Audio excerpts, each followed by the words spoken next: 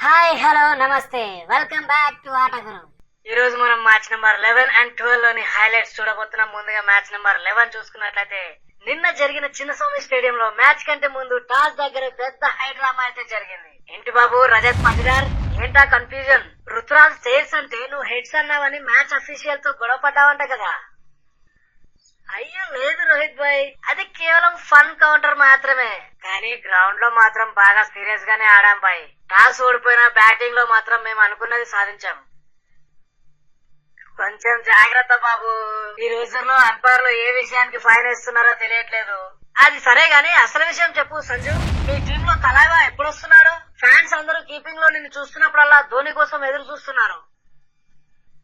కరెక్టే చెప్పారు రోహిత్ భాయ్, నేను కీపింగ్ చేస్తున్నా అందరి కళ్ళు ధోని భాయ్ మీదనే ఉన్నాయి. రుతురాజ్ చెప్పినట్టు ఆయన మళ్ళీ ట్రాక్ లో వస్తున్నారు. ఆ కాఫ్ ఇంజరీ నుంచి కోలుకుంటున్నారు. త్వరలోనే తన ఇంపాక్ట్ ప్లేయర్ గాను లేదా మెయిన్ ప్లేయర్ గాను వస్తారని మేము ఆశిస్తున్నాం. వస్తున్నా రోహిత్, కొంచెం నెమ్మదిగా వస్తున్నా. తొందరపడితే మళ్ళీ ఇంజరీ అయ్యే ఛాన్స్ ఉంది కదా. ప్రాక్టీస్ లతో కొంచెం బంతులు బాగానే తగులుతున్నాయి.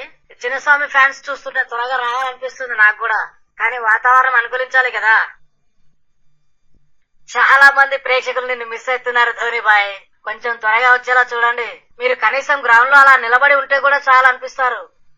ఇక విరాట్, నిన్న ఖలీల్ అహ్మద్ నిన్ను సెలెక్ట్ చేశానని విన్నాను. ఆ తర్వాత మ్యాట్ హెన్రీ ఓవర్ లో నువ్వు కొట్టిన ఆ నో లుక్ సిక్సర్ ఉంది చూడు, అదిరిపోయింది అనుకో. చెప్పడానికి మాటలు రావట్లేదు.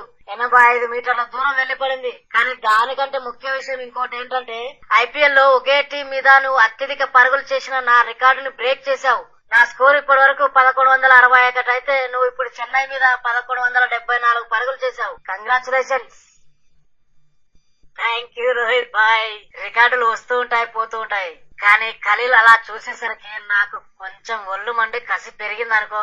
ఆ నెక్స్ట్ ఓవర్ లోనే రివెంజ్ తీర్చుకున్నాను. అసలు 25 రన్స్ కొట్టి అవుట్ అవ్వడం కొంచెం బాధగా ఉన్నా టీమ్ కి మంచి స్టార్ట్ ఇచ్చాననే సాటిస్ఫాక్షన్ అయితే ఉంది నాకు. శివం దూబే నా క్యాచ్ వదిలేసినప్పుడు లైఫ్ వచ్చింది అనుకున్నాను, కానీ అంచులు కంబోజ్ బంతిని సరిగ్గా అంచనా వేయలేకపోయాను బాయ్. నిజమే, విరాట్ బాయ్ వికెట్ పడగానే మా రుతురాజు శివం దూబే చేసిన సెలబ్రేషన్ చూశారా? కోహ్లీ స్టైల్లోనే అరుస్తూ పంపింగ్ చేశారు. అదొక ప్యూర్ ఎమోషన్ అసలు. ఏది ఎలా ఉన్నా గానీ రజత్, మీ టీం నిన్న రికార్డుల మీద రికార్డులు తిరగా రాసిందనుకో. 250 పరుగులకే 3 వికెట్లు అంటే మామూలు విషయం కాదు. ఆ పడిక్కలేమో 50, నువ్వేమో 48, టీమ్ డేవిడ్ ఏమో 70. ముగ్గురు కలిసి చెన్నై బౌలర్లను ఉతికి ఆరేశారు. ఏం బ్యాటింగ్ చేశారు బాబు. ఎస్ రోహిత్ భాయ్, నిన్న టిమ్ డేవిడ్ బీస్ట్ మోడ్ లో ఉన్నాడు అనుకుంటా. కేవలం 25 బంతుల్లోనే 75 పరుగులు కొట్టి మామూలుగా ఆడలేదు. అందులో 8 సిక్సర్లు. ఇక జిమి ఓవర్టన్ వేసిన 19 ఓవర్లో 30 పరుగులు రాబట్టుకున్నాడు. ఒక సిక్స్ అయితే డైరెక్ట్ గా వెళ్లి చిన్నస్వామి స్టేడియం రూఫ్ మీద పడింది. 106 మీటర్ల దూరం. ఐపీఎల్ లో మాకు ఇది 3వ అత్యధిక స్కోరు. కరెక్టే చెప్పారు. మా బౌలర్లు అన్షుల్ కంబోజ్ 52 పరుగులు సమర్పించుకున్నాడు. ఇక నూర్ అహ్మద్ 49 పరుగులు. నిన్న బాగా దెబ్బతిన్నారనుకో. ప్రశాంత్ వీరికి 1 ఓవర్ కూడా ఇవ్వలేదని మా ఫ్యాన్స్ రుతురాజ్ ని సోషల్ మీడియాలో ఆడుకుంటున్నారు. ఎందుకంటే 14 కోట్లు పెట్టి మరీ కొన్నాం వాడిని. అందుకని వాడితో బౌలింగ్ చేయించుకోపోవడం కొంచెం వింతగా అనిపిస్తుంది ఫ్యాన్స్ కి. ఏ మాటకి ఆ మాట చెప్పుకోవాలి. కానీ నిన్న మ్యాచ్ లో మాత్రం మరో గొప్ప రికార్డ్ అయితే నమోదైంది. Bhubaneswar, congratulations boss.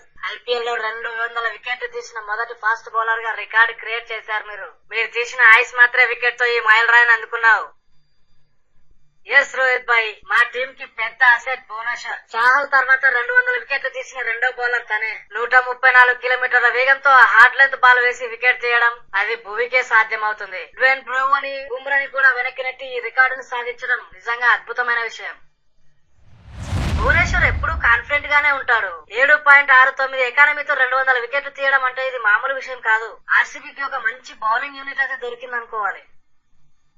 కరెక్ట్ చెప్పారు ధోని భాయ్. ఈ దెబ్బతో ఆర్సీబీ బౌలింగ్ టీం స్ట్రాంగ్ అయిపోయింది. మొత్తానికి చిన్నస్వామి స్టేడియం లో ఆర్సీబీ తన కోటానైతే కాపాడుకుంది. Virat Kohli record, Tim David power మరియు భువనేశ్వర్ మైరురాయి. ఫ్యాన్స్ కి మాత్రం ఫుల్ ఖుషి అండ్ మజా అయితే వచ్చింది. సంజు, మీ టీం వరుసగా 3 సార్లు ఓడిపోయింది. ధోని భాయ్ ని ఖచ్చితంగా గ్రౌండ్ లోకి త్వరగా తీసుకురండి. ఎంత తొందరగా వీలైతే అంత తొందరగా, లేదంటే మాత్రం కష్టాల్లో పడాల్సి ఉంటుంది. ఇక విరాట్, నీ అగ్రెషన్ ఇలాగే కొనసాగించు.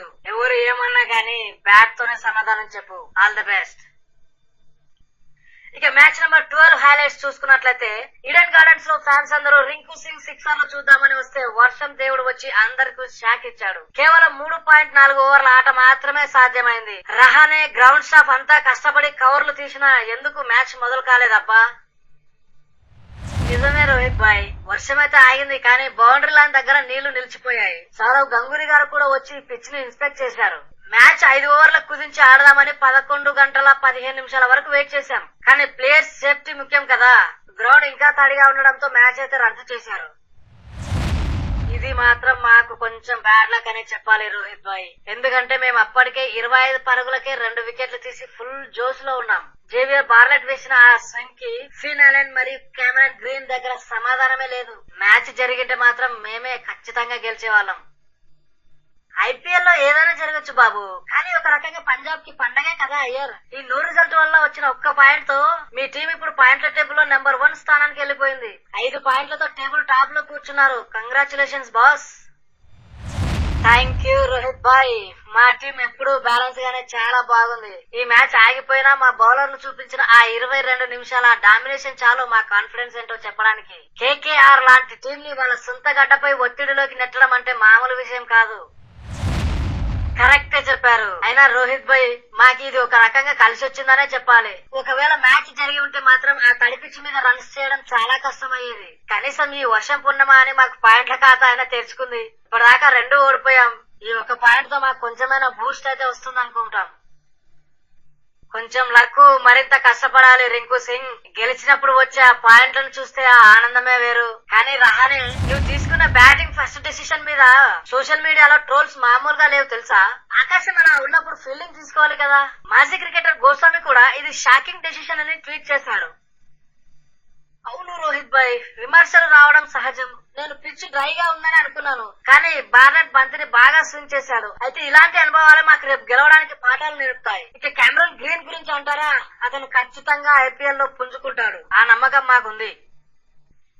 గ్రీన్ కి 25 కోట్లు ఇచ్చారు, కానీ 3 మ్యాచ్ల్లో కలిపి కేవలం 24 రన్స్ మాత్రమే చేశాడు. ఫ్యాన్స్ మాత్రం అతన్ని వెంకీ మైసూర్ ని తీసేయండి అని షారుఖ్ ఖాన్ అడుగుతున్నారు. కేకేఆర్ మేనేజ్మెంట్ మీద ప్రెషర్ పెరుగుతోంది బాస్, కొంచెం జాగ్రత్తగా చూసుకోండి. అది సరే, అయిందేదో అయిపోయింది. పంజాబ్ ఇప్పుడు టాప్ లో ఉంది. కేకేఆర్ బాటం నుంచి పైకి రావాలి. నెక్స్ట్ మ్యాచ్ కల్లా సునీల్ నరైన్ మరియు వరుణ్ చక్రవర్తి వస్తున్నారా మరి? చెప్పలేం రోహిత్ భాయ్. నరైన్ అయితే త్వరగా కోలుకుంటారని ఆశిస్తున్నాం, కానీ వరుణ్ కు మాత్రం ఇంజరీ కొంచెం సీరియస్ గానే ఉంది. అయినా మాకు మా టీం మీద నమ్మకం ఉంది. రఘువంశీ లాంటి కుర్రాలు బాగా ఆడుతున్నారు. మేం మాత్రం ఇదే మొమెంటం ని కంటిన్యూ చేస్తున్నాం బాయ్. మా నెక్స్ట్ టార్గెట్ మాత్రం ప్లే ఆఫ్ బర్త్ ని ఖచ్చితంగా వీలైనంత త్వరగా కన్ఫర్మ్ చేసుకోవడమే. ఆ మాత్రం కాన్ఫిడెన్స్ చాలా ఇంపార్టెంట్ అయ్యారు. Keep it up. మొత్తానికి ఈడెన్ లో ఈ రోజు ఆట కంటే వాతావరణమే ఎక్కువగా హైలైట్ అయింది. వర్షం వల్ల మ్యాచ్ రద్దయిన పాయింట్ల టేబుల్ లో మాత్రం పెద్ద కదలికలే వచ్చాయి. మరి నెక్స్ట్ మ్యాచ్ లో కలుద్దాం. అప్పటి వరకు సెలవు. సో ఇవి గైస్ ఈ రోజు ముచ్చట్లు. Thank you so much for being with us. మరిన్ని ఇలాంటి అప్డేట్స్ కోసం చూస్తూనే ఉండండి మన ఆట గురు. Please do like, share and subscribe our channel. Thank you.